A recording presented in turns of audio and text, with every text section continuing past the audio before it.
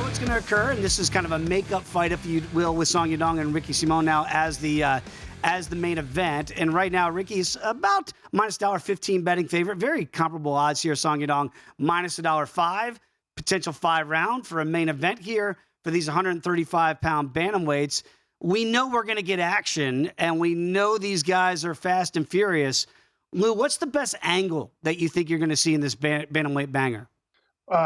Boy, oh boy, Dave. First of all, thanks for having me on. This is a challenging main event because normally you can say, well, this or that, then maybe this.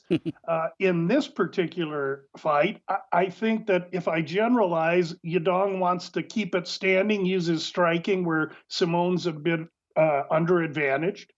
Simone wants to get it in crowd, get it in close, crowd him, take him to the fence, get it on the ground where he would hold advantage. And so what happens in between there, any number of outcomes I see could occur.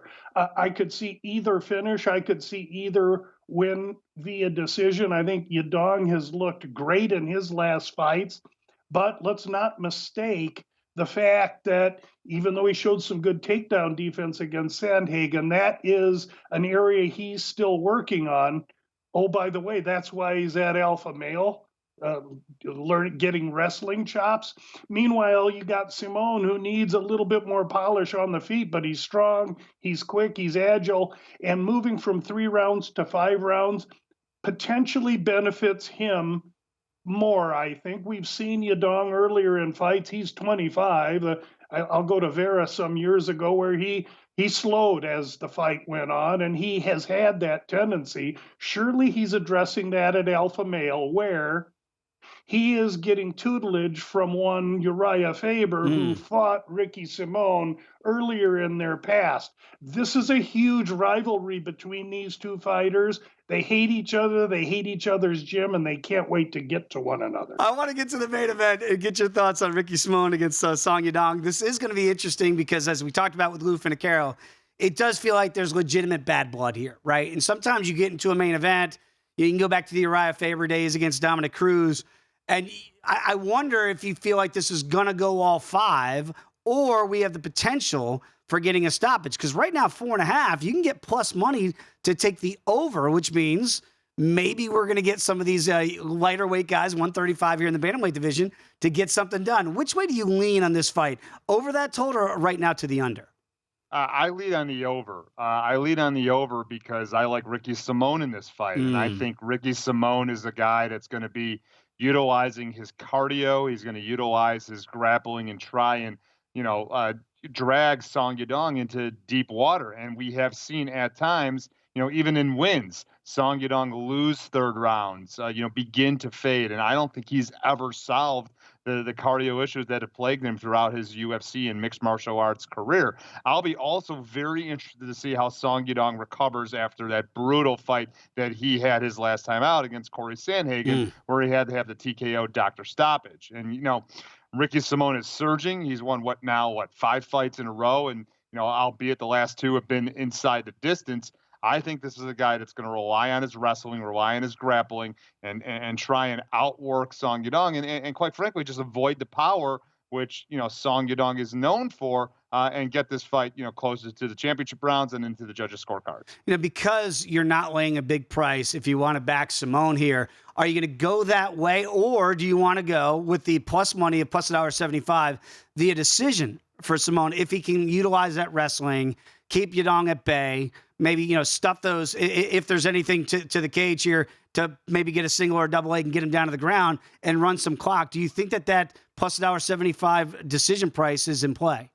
I do. Again, because of what I'm alluding to. I don't really necessarily believe Ricky Simon is a finisher, even though we have seen him finish guys before at the buzzer too. Yeah. Against Merab Dvalishvili. But I think Song Yadong is a tough out, a guy that, again, he got battered and bruised against Corey Sandhagen, and it had to take the doctor stepping in to stop the fight, not necessarily him. So he's a guy that I think is going to look for the knockout early. If you like that, then you like the under. But I think Ricky Simon surging using his wrestling, using his cardio advantage, and likely if you want plus money, sure, but at $1.30, I love that value all day on Ricky Simón to continue to win and increase his standing in the bantamweight division. The main event is going to be intriguing here with Ricky Simón against Song Yadong. And again, you can understand that when you talk about bantamweights, and a lot of times these lighter weight classes, more propensity to go hit the cards, even in a 5-round fight.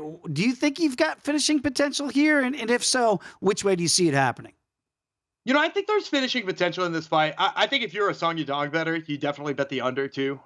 Because like I don't think he's gonna outwork Ricky Simón for any reasonable amount of time. Because Ricky Simón just so tough. Not only so tough, but just like such a good motor, such good wrestling.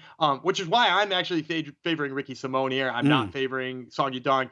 But if you like Song Yadong, bet the under. I think there's also a chance that the under hits here if you like Ricky Simón, because again, he's got such a good motor. We saw Song Yadong kind of get like, exhausted to the point of no return and wind up getting a TKO that way. TKO lost that way last time out. The late rounds have not been favorable to him. And I think Ricky Simón, I think this is one of those dudes who could fight 10 rounds. So if he gets that wrestling going early, maybe hits him with a little ground and pound, really starts to wear him out. We saw him submit Merab Dvalishvili.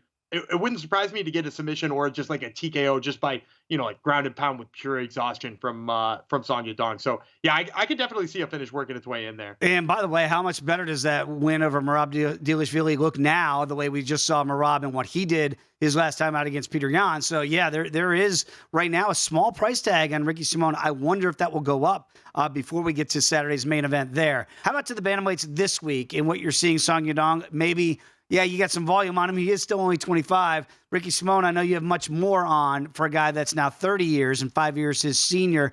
In this potential 5-round matchup here, Reed, what are the numbers showing you? Again, evenly matched bantamweights, and that's what's going to make the striking part fun. But I think stylistically, there is a big difference on the mat, and that's Ricky Simón is much more likely to initiate grappling here.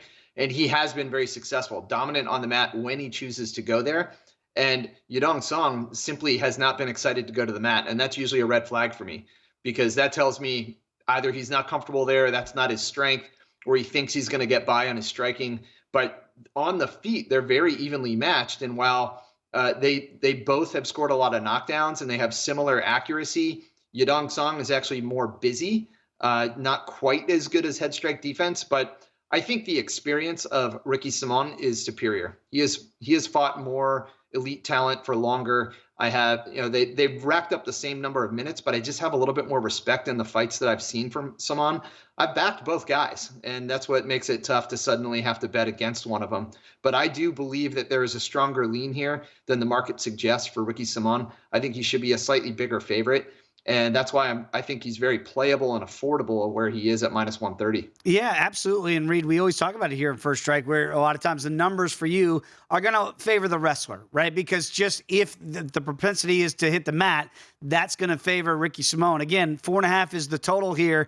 Do you see finishing potential with these guys? And we know that certainly if the fight stays standing, you get more of it. But Simón could finish if the fight does get down to the ground too and wears out the younger opponent. Yeah, the 5-round element introduces 2 extra rounds for something interesting to happen. You don't normally see submissions that late, of course. Usually it's more ground strikes and accumulation of damage. I don't know about this one. You don't see a ton of submission attempts, at least per trip to ground. That metric is actually low for both fighters and even lower for Simón, who initiates the wrestling. It's more about control and ground and pound. And in terms of knockdown power, it's Simón who actually has the higher knockdown rate. He doesn't have as many knockdowns. He just tends to drop people more when he actually lands a punch. And so I do like his finishing potential here, even though he's the one who's been dropped. So there's a lot of give and take here, and I wouldn't bank on a scenario either way. I just think there's enough factors piling up on the side of the favorite that makes me want to support him.